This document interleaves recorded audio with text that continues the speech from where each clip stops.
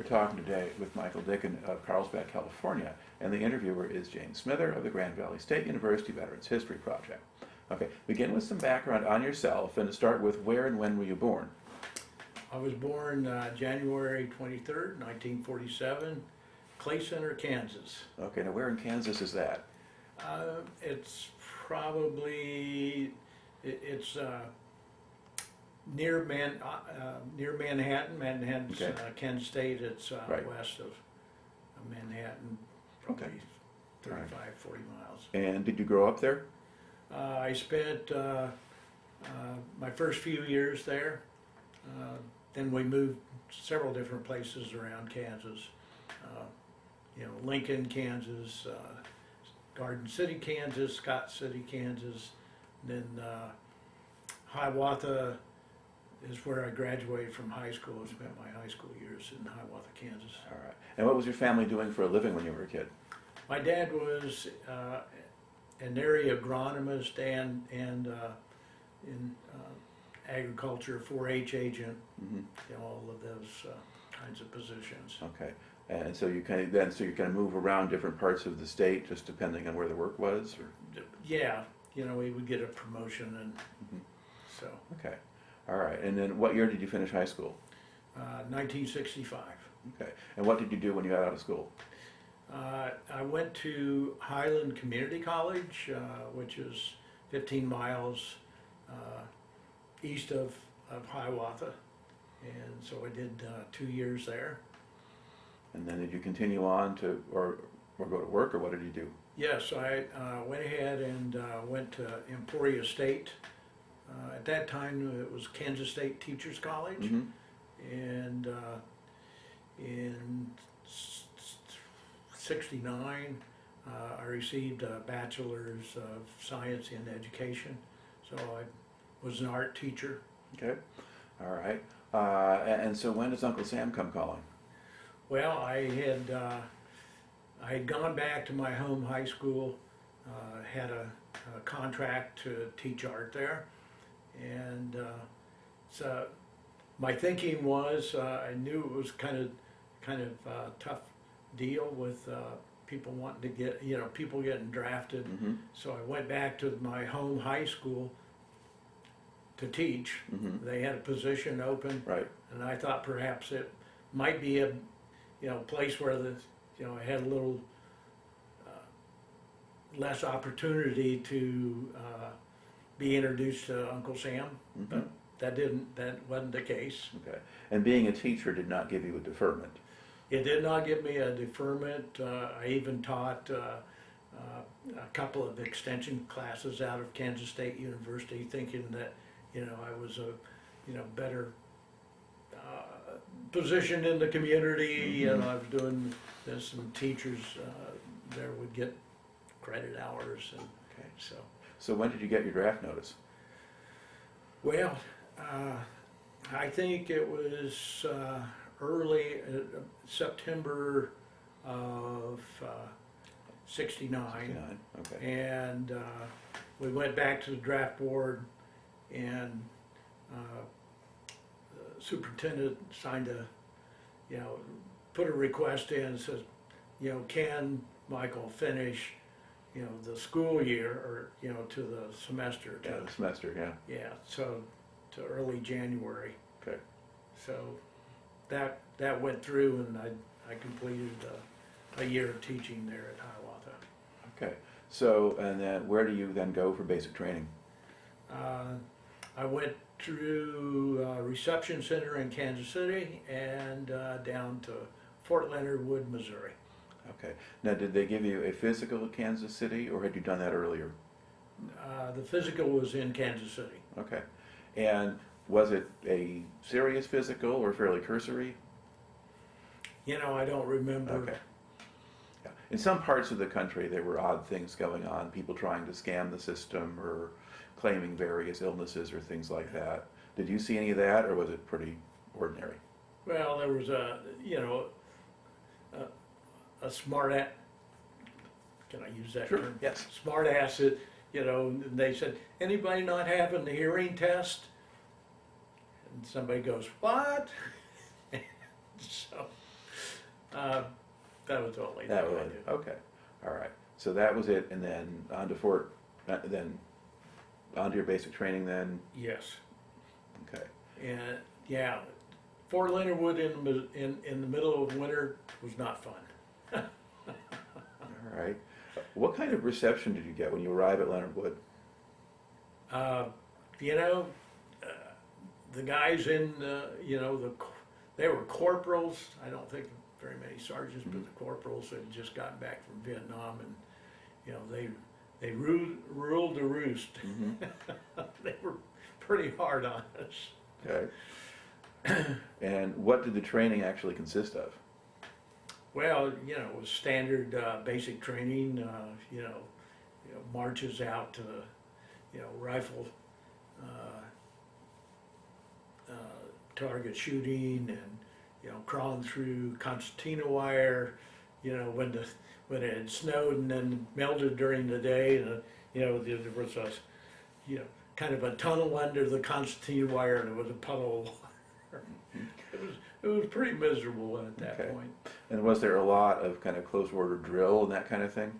A lot of marching around?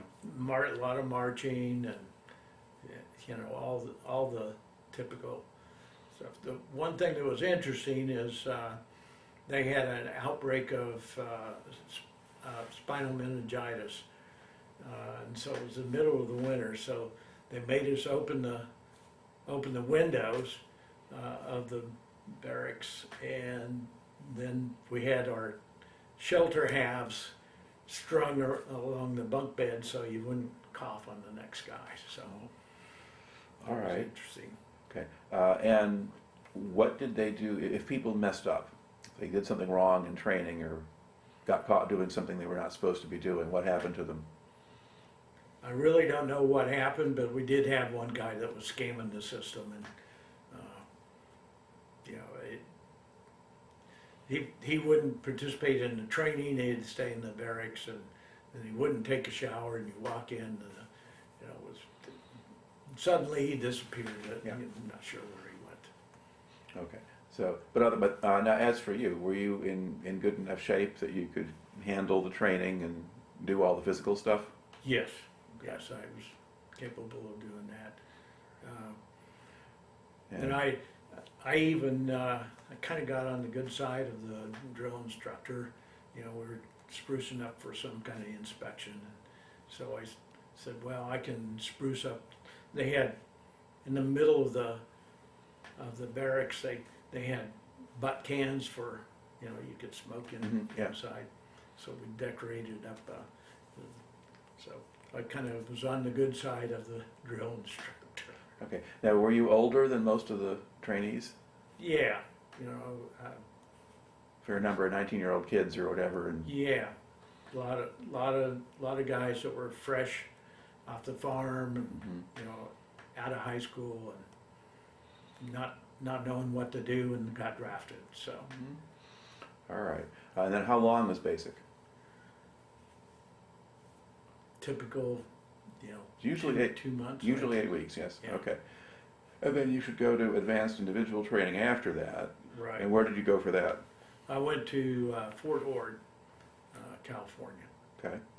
Well, I might mention that, on the onset in the reception station and in when I first went into basic, because I had a degree, they tried to get me to enlist for another year and go to NCO school, or go to officers Canada store. But I had, I was married and had a son at the time, and so it didn't seem like it was a thing to do at that. No. Yeah, so how did your wife feel about all this? She was not too happy about it. Fortunately, we had a good support system. She had not finished her degree, so and her parents lived in Emporia, so she lived with them, and of course, they loved it because Christopher, our son, was born, and they got to take care of it. Yeah, so you got the grandchild there with you. Yeah. So that at least was something. Okay. And so Fort Ord, what kind of training were you doing there? It was infantry training. Okay. And what was that like? You know, I thought Fort Leonard Wood was cold, but you know, California in that region was pretty chilly as well, Mhm. and so. But it was standard. You know, we went out on you know, marches and range, and, you know, weapon training, the Vietnam. You know, What were they trying to do to prepare you for Vietnam? well, I remember we went on a early morning surveillance, and you know, we were out on a hilltop, you know, watching a pseudo village down below, and so we did that kind of training. Okay. And did they treat you differently at AIT than they had in basic? It wasn't quite as severe Mhm. in AIT. Okay. And were you being trained by people who had been to Vietnam? As I recall, yes. Okay. And did they try to actually tell you much about that, or just go by the book? I don't remember hearing any personal stories, but you know, Okay. yeah, All right. And is that another 8 weeks? another 8 weeks. Okay. Now, when you get to the end of that, now what happens? Well, we thought we were in good shape. The company the week before got assigned to Germany. Mm-hmm. We went out in formation. We got assigned to Vietnam. Okay. You're all going to Vietnam. Did they give you leave before they send you over? Spent 30 days leave. Okay, so you get to back home to your wife and son at least for a while. Yes, got to celebrate my son's first birthday and saw family members. So, yes. All right. And then how do they get you to Vietnam? Flew out of Kansas City to Washington, Yeah, so Seattle, Fort Lewis, Fort Lewis, yeah. Yeah. and then we went up the northern route, Mhm. landed in Anchorage, and then on over. I think we stopped in Japan. Usually Japan is the next Yeah. stop, yeah. And then where did you land in Vietnam? Cam Ranh Bay. Okay. And what was your first impression of Vietnam when you got there? Well, wasn't you know, I just wanted to be very cautious. You know, as they were, you know, processing us in Cam Ranh Bay, they put us on guard duty. You know, rotated us in and out of that kind of thing. I was still in Cam Ranh Bay at 4th of July, and you know, they came on, you know, strong. They said, don't use your pop flares to celebrate 4th of July. We don't, you know, we don't want to be a target. Mm-hmm. Well, I was out walking you know, being on the perimeter for guard, and the NCO club was popping all the pop flares. So, you know, that didn't go over very well. But All right. So how long did you spend at Cam Ranh Bay, do you think? probably a week or so. All right. And then what assignment do you get? They assigned me to the 101st and sent us up to the 101st training school, the Screaming Eagle training school. Okay. And what did that consist of? It was 7 days of training. You know, it was you know, on the firing range. You know, I remember them. They had a museum, and they introduced us to all the weaponry of the North Vietnamese. You know, we had a rappelling tower, and so you know, it was all kind of review because you know, we'd been on leave for 30 days, and so they took us through the whole gamut. And did they take you out on a patrol or anything like that? No, not on that. And you know, we did guard duty on the perimeter. Okay. The firing range was outside of the secure perimeter. We went out there to Because a lot of people who went through that school said they also kind of did short patrols and things and got out into the countryside a little bit. But that was not what you did. No, Okay. I don't recall that we did that. And were you at the divisional headquarters or were you at the brigade headquarters doing this? Was it Fubai or? This was in Camp Evans. That's Camp Evans, okay. Yes. All right, so that's where the brigade, 3rd Brigade is based. Okay, and then, so you go through the training, and then what specific unit are you attached to? Well, then they assigned me to the 2nd of the 506, Okay, 2nd Battalion, 506th Regiment, and then which company? Company B. Okay, and where was Company B at this time? It was in Camp Evans, so it was just across the camp. Okay, okay, so the whole company was there, they weren't out in the field? Well, when I got there, yeah, the whole, everybody was out in the field. They were just, Okay, you know, yeah, just- so there's a company area with a sergeant and the a few people there, yeah, Okay. exactly. and then did they then send you out to join the company? After a day or two of, getting geared up and all of that, they called us in formation. They said, and we were all brand new. I don't remember how many there were of us, but they said, we're gonna send you out to be rear security on Firebase Ripcord. Okay, And of course, we didn't know anything about okay. Ripcord. So what day did you go out to Ripcord? I think it must have been either the 19th or the 20th.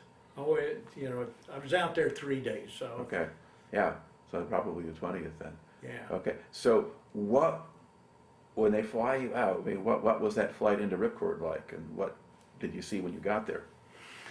Well, we loaded up, and the birds were in formation, and all of a sudden, they came on and said, we've got a hot landing zone, we'll return back to Camp Evans. Okay, And they said, go to the mess hall, grab a sandwich, we're still gonna go out, but take a break, and, come back at whatever time for formation. and so did they actually get you onto the fire base? They did, Okay, they so, did. okay, So that, as I understand what they did is, they came up the valley, so Mhm. they, it wasn't quite as apparent, and so came in, they hovered for a minute or two. You jumped off, the 4 or 6 feet with full rack. okay. So Yeah. describe a little bit what Ripcord looked like as you approached it and as you got off. What did you see? What went through my mind, it was like World War I or World War II. The movies, you jumped off, guns were going off, flares were going off, you had flak jacket on, steel pot on, and you made your way kind of up the hill to report in. Okay, so they were covered up to a bunker or something, or? Well, they divided us into 2 groups of however many they sent out. And some went along the perimeter, the fire line to support those guys. I happened to be divided into a group that was to be on the top of the hill. And so we made our way up to the top of the hill. It was after the Chinook had crashed, on the 18th, Mhm. and they had a bulldozer, so the whole top of the hill was flat. Mhm.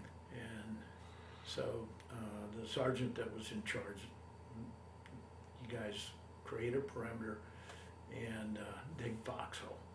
Okay, and could you actually dig? I mean, was there dirt or was it just rock?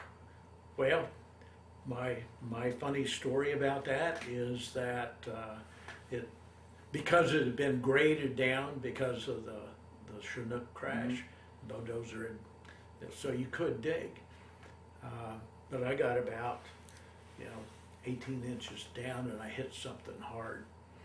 And so I followed it around and I discovered that it was the rotor blade of the Chinook Okay. that went down, and I'm going, went diagonally across where I was gonna dig. So I immediately went over to the next guy and said, I'll help you dig your foxhole, Mhm. and if you'll share it with me. So that's what happened. Okay, so you're digging new holes that late in the campaign. Yes, But I guess at that point they weren't sure how long they were going to stay either. So right.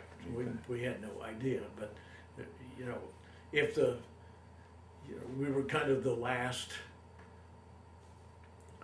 group, Yeah. if they ever got overrun, we were kind of on top of the hill, so. okay, so now what is going on around you then as you're digging the hole? Was there still incoming fire coming in, or did it quiet down after the helicopters left? Seemed to me it was incoming, pretty much, kind of on and off. Mhm. And of course, they were shooting flares and keep the perimeter light. And but yeah, it was a pretty hairy situation. Okay, and there were some 155 millimeter howitzers on the base. Were those still firing? Yes, Okay, and I think they also had a like quad 50 caliber machine gun or something up there, or 40 millimeters or something. They had some other kinds of weapons too. I understand that. Didn't get down onto Okay. the.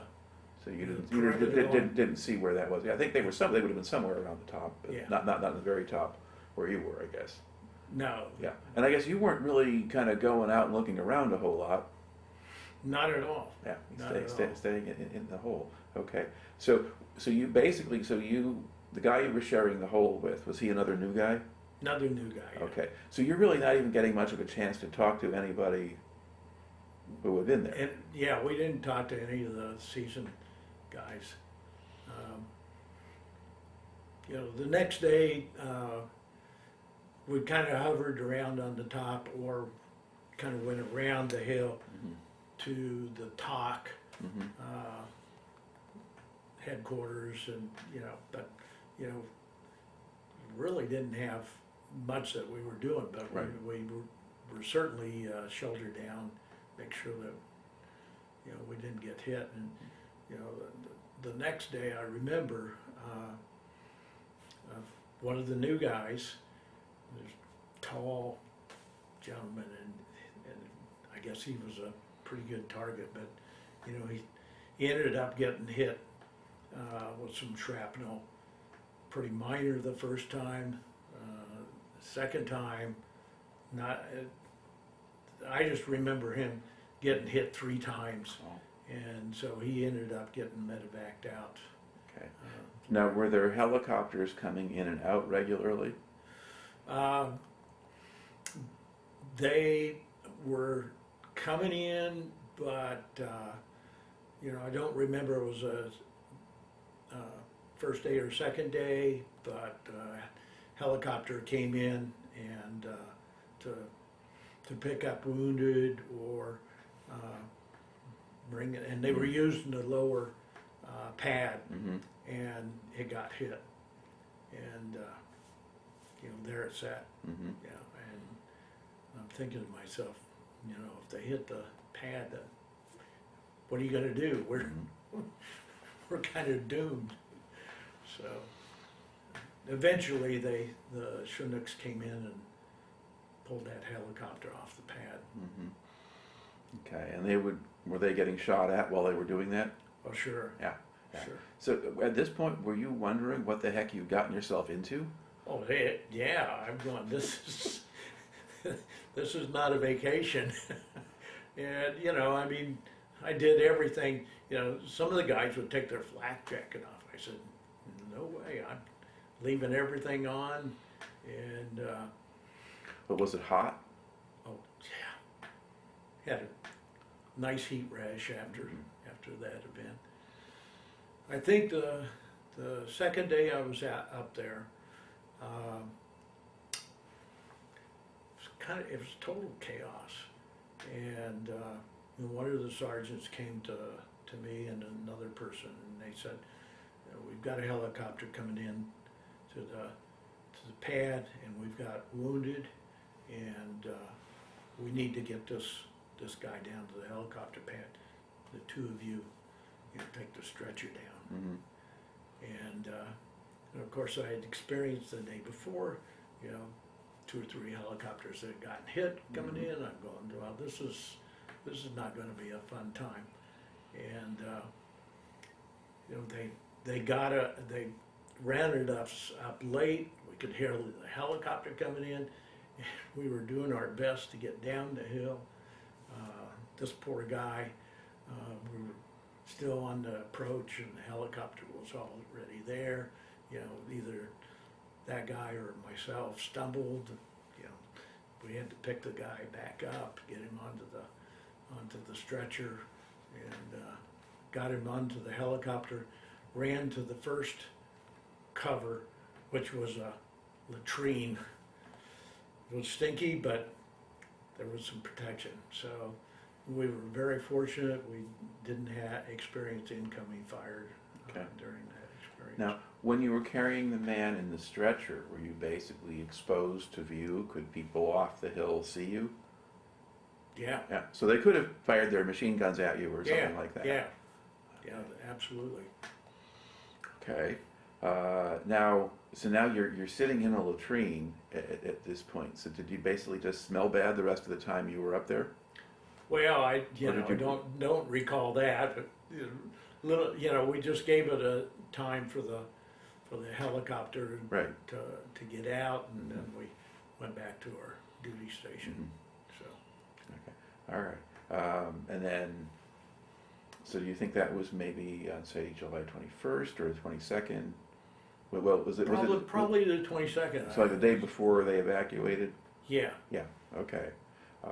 And now there was fighting going on in the areas down below in a few spots. There were different companies operating, Yes. and one of them got evacuated by helicopters on the 21st, and the second one went out on the 22nd. Actually, no, they got evacuated the 22nd, and then the other one actually evacuated on the 23rd. Were you aware of any of that stuff going on, or were you just in your own world right then? For some reason, I had heard that they were evacuating the companies that were out in the field. Okay. Because I think some of them may have gone through ripcord before they left, but although that wasn't a very safe place to go to. Yeah, exactly. Yeah. Okay. So that is kind of going on. And then at what point did you find out that they were abandoning the base? Well, we had incoming, pretty heavy incoming that whole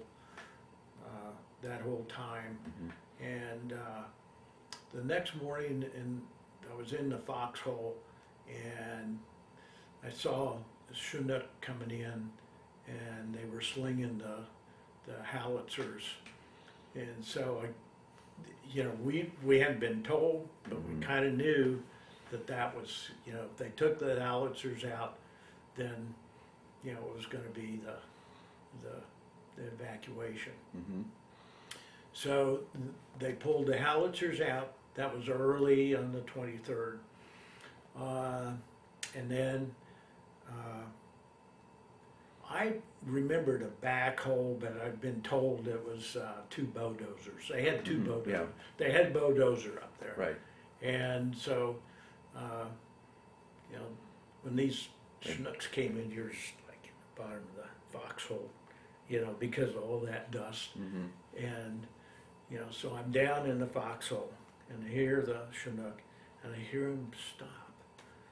And I'm going, what is that? And I looked up, and the Chinook is like, 20 feet, 20, I don't know, on the other side of the flat part of the hill. And I'm going, holy cow, we are now a target with this puppy up here. And the fella comes running, and he jumps in my foxhole. He said, can I get in your foxhole? I said, yeah.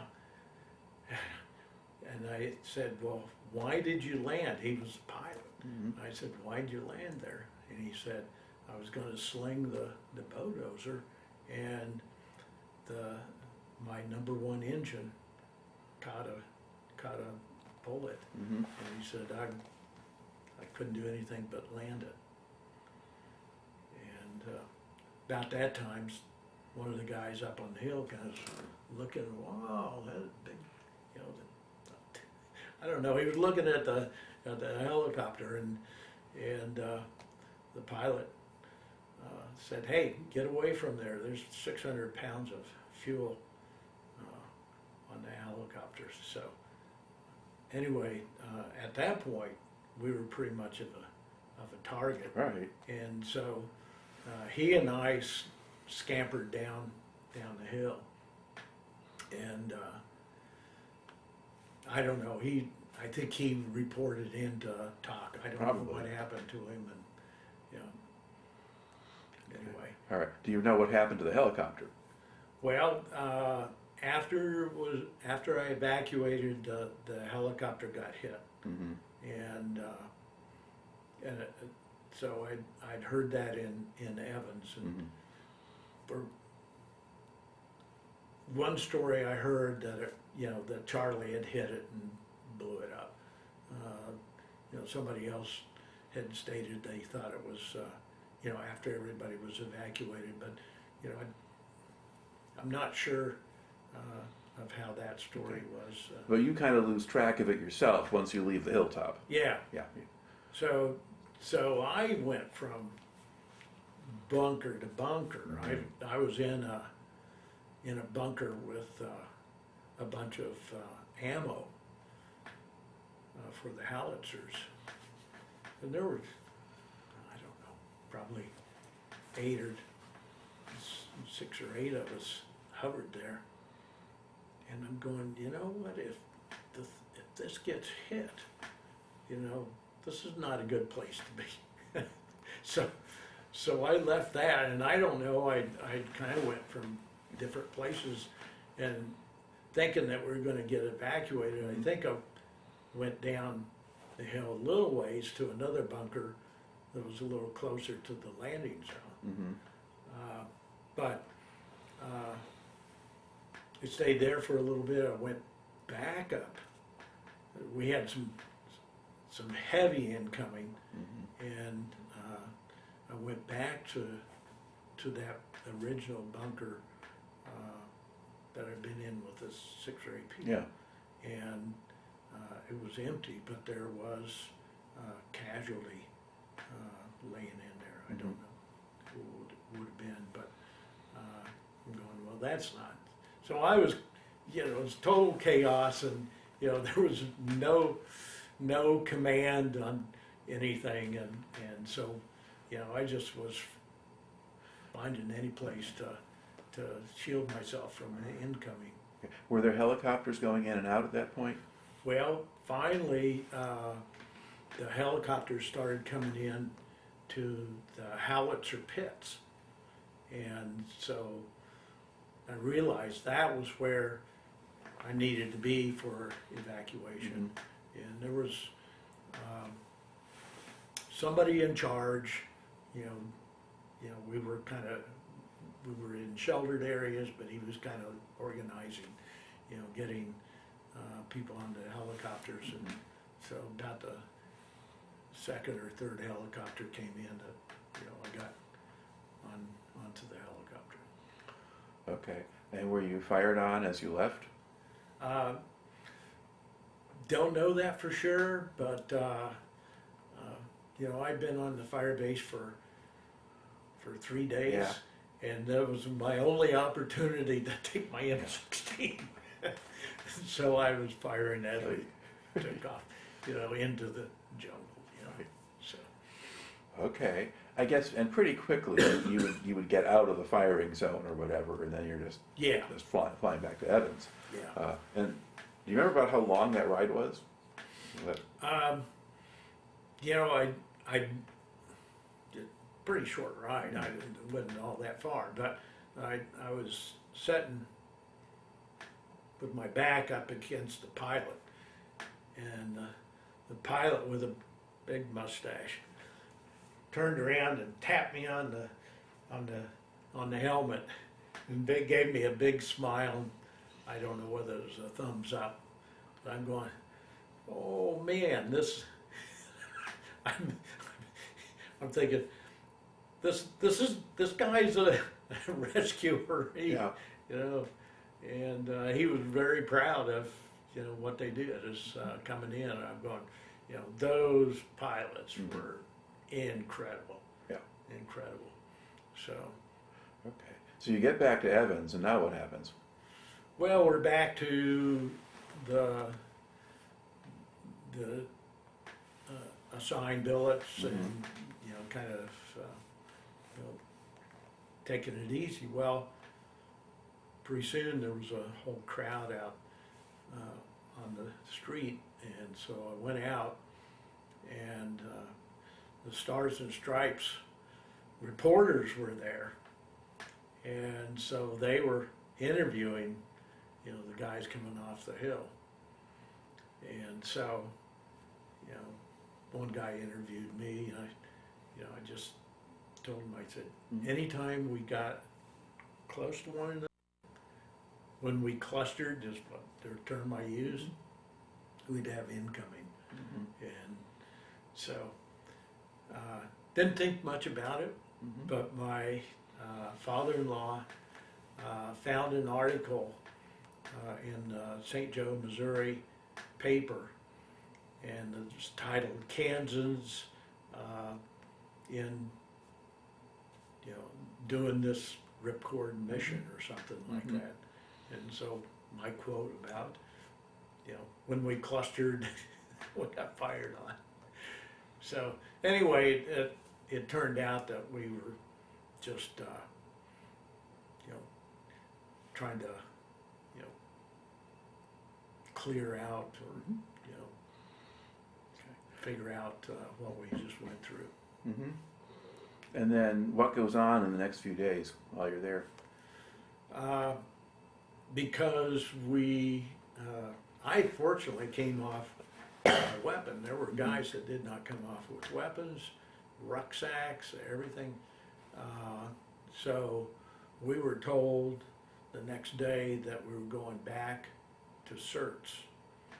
And the reason being is that it was going to take them a week to resupply us before we were going back into the field. And so we were back to certs.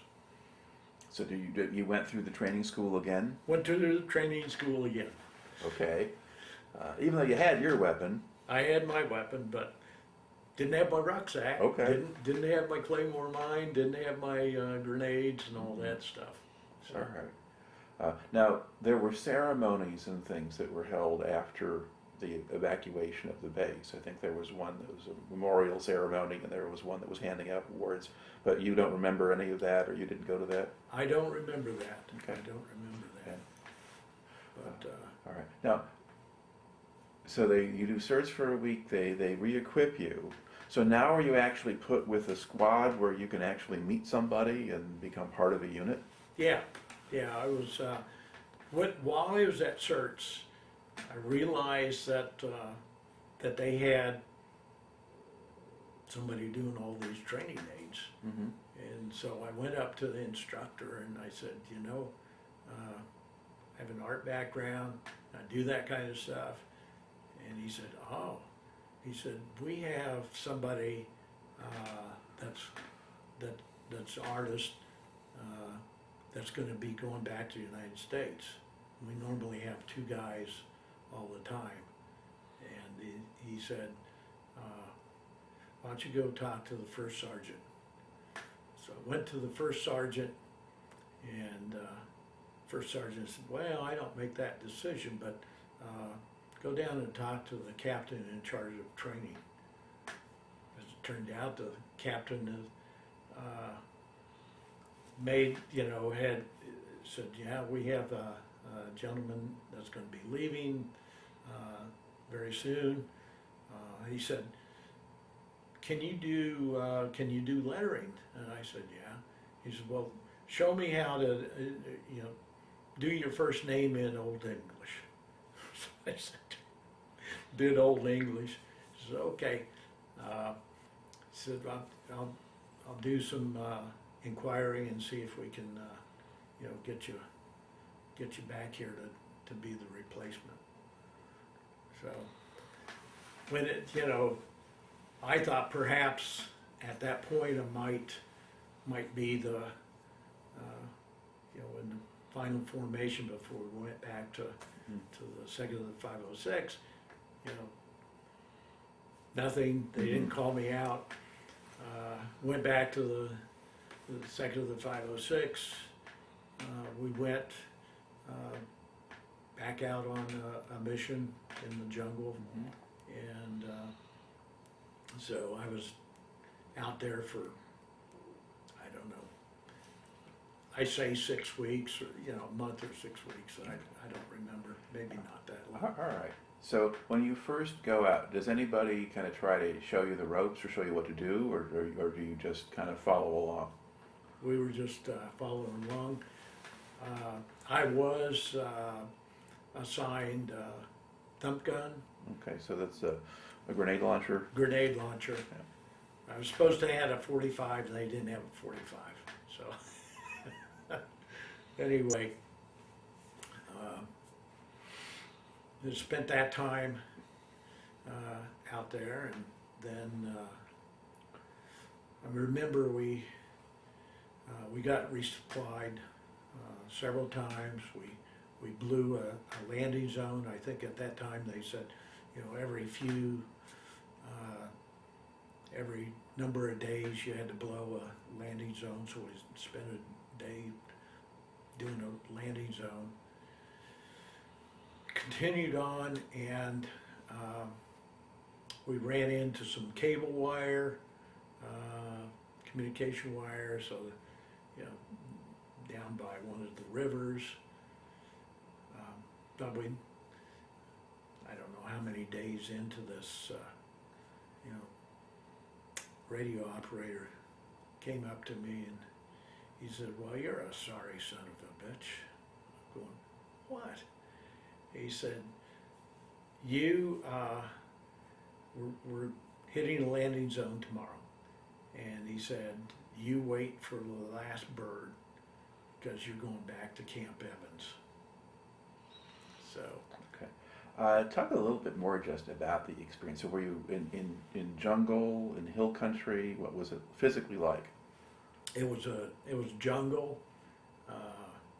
You know, we had, the lead was hacking away. At one point we were kind of on a hill. Another point we were down along a river, and got into leeches pretty bad. So moved back up to the hill. It was kind of but we set up a parameter every night. You know, a lot of guys didn't dig a foxhole. I did the best I could to, you know, be protected. We'd set out claymore mines. And Did the North Vietnamese bother you, or did they leave you alone? at that time we didn't encounter any action. Yeah, things were kind of quiet after Ripcord. They had, I guess, done what they intended to do by making us leave. Yeah. So I think other guys have reported they're wandering around in the jungle a lot, but they're not making a lot of contact. Yeah. Did you find things like bunker complexes or signs that the Vietnamese had been there? The only thing that we found was this communication wire. Okay. And I remember headquarters bringing in a loach. They had a big rock in the middle of this river, and they landed the commander, and he went out and surveyed, you know, what we had found. Okay, so you had a relatively quiet tour of the jungle. Yeah. As that kind of thing Yeah. goes. So now you get back to Evans, okay, and then now what happens? I think I spent part of a week still with the second of 506 while they're doing paperwork and Right. and all of that, and doing bunker, you know, Bunker guard. guard duty, you know, around Camp Evans, and then eventually I was taken back over to CERTS. And Okay. And so what did your job there consist of? we painted signs, we did graphics. You know, the cadre would need graphics to show, you know, what the troops were going to encounter, and so Mhm. we did anything that they requested us to do. Okay. So they didn't have a whole pile of those things already made they could use, or did they want new stuff each time? New stuff from time to time, and you know, we made placards for you know, different things around the camp. Mhm. They asked us to do paintings for the mess hall, and we didn't have a lot of supplies. We had some India ink and Mhm. some and regular house paint, and we used everything. And I had a screen printing background. I knew how to do silk screen. So they asked us to do numbering for I guess the perimeters. You know, they wanted to label the different foxholes, and it didn't sound like a really good idea that Charlie could see, you know, the left and right of the foxhole, but you know, we did whatever they wanted us to do. And so we had some parachute cloth. It was not really silk, but it was you know, fabric that we could, so we made paper stencils, and we used you know, some kind of goop paint that was around, and we could do 4 or 5 runs, and then the cloth would, but you know, we did all sorts of stuff for the camp. And what was sort of the physical conditions of the camp? Where were you living? How were you eating? That kind of thing. CERTS was built by the Seabees when they had that, Mm-hmm. and so it was kind of a unique camp. They would have a latrine in the middle, a shower and latrine, and then they had hooches built in a circle, Mm-hmm. and they were six guys in each hooch. So And were these sort of wood frame things with screens, or just solid walls, or? they were, if I remember correctly, they had a canvas panel that would open up, so you could open the windows up. You know, they had sandbags all the way around, 4 or 5 feet tall. I think a tin roof. Okay. And you had a regular mess hall? Had a regular mess hall that, which was accommodating for the fluctuation of troops coming in to be trained. Mm-hmm. And that time, the training, there were new guys coming in, but there were also, they were kind of closing out some of the units in South Vietnam. And if they didn't have more than 6 months left, they would send them back, send them up to us. So I remember a lot of Marical and different companies coming in to the 101st, and you know, they do this training and they got assigned to. Right. Okay. Now, were you living with was CERTS kind of its own separate compound and community, or did you, or really were you part of a larger base community where people were going back and forth? We were kind of our own entity. You know, we had our own PX, we had our own NCO bar. Okay. And now, there are assorted stereotypes associated with the Vietnam experience, especially in rear areas. One of them has to do with drug use. I mean, were there people using drugs that you noticed, or was that not an issue? I wasn't aware. I think there was some, but I wasn't introduced to it. Mhm. Wasn't ready for it, Mhm.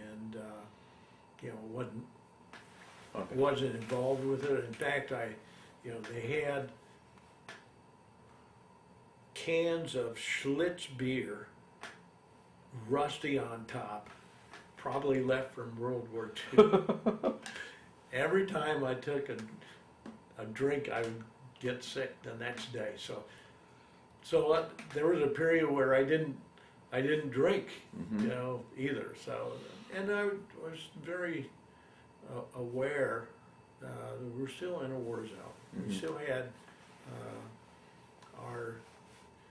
a guy I worked with that ran the museum, the colonel's driver, and a couple other people went out to the firing range, and one of them stepped on a booby trap Okay. out there, and so, still very aware that we were in a war zone. Did you take any incoming fire while you were there? Were there mortars or snipers or anything? Not in the search camp. Okay. Were other parts of Evans being hit occasionally, or do you not know? Not sure about that. Okay. All right. Another issue that comes up a lot has to do with race. With what? With race, were there racial tensions in the camp, or again, not that you, did you have a mix of white and black personnel inserts? We did. We had several guys that were in supply that were black. We also had our mail clerk was from Puerto Rico. Mhm. So it was a pretty diverse camp, and I never experienced any kind of racial Yeah. tensions. And you might not with a group like that particularly, because it wasn't that big and Yeah. it wasn't that bad a job to have either, Yeah. as those things went. Okay. Now, how long total did you spend in Vietnam? Were you there a full year or close to it? I was there 11 months, yes. Okay. Did you get an R&R while you were there? I did. Okay, where'd you go? Went to Hawaii, Okay. met my wife there. So, That was where the married guys got to go. that's right, Okay. that's right. And at this point, I mean, did she understand by this time that you had what was a relatively safe job? Or- Yeah, I think so. Okay. I think so. So, So- another side note, while I was at CERTS, in the middle of my tour, they opened up, people go R&R different places besides Hawaii and Singapore or wherever. And so my folks had done a agricultural tour in India. And so I inquired if maybe I could, take an R&R and go to India and see him. But the old adage, catch 22, Yeah, was like you had to have orders or you had to, it was, yeah, I kind of said that's not going to yeah. happen. Yeah, and India was not one of their regular destinations. Right, So exactly. that would be more complicated. We'll have to find a way to get you there and so forth. Right. Yeah, you could do that. Okay. Are there other particular things that stand out in your memory from your time in Vietnam? I think the predominant thing is, ripcord. Yeah. I just remember that. I'm getting off that helicopter. I'm going, I'm in World War I or World War II. Yeah. That kind of very short nightmare. Yeah, exactly. All right. And now, now you get orders. So you're there 11 months. So basically, they allowed you to leave early. Well, at that time, it was a 11 months tour. Okay. So, So you were pretty much on the regular schedule because originally it was 12 months, and that was the standard for the Army. yeah. But as the end of we were drawing down, and a lot of people were leaving. So maybe they shortened that, and they actually shortened the length of enlistments and things too. Okay. Yeah. So how did they get you out of Vietnam?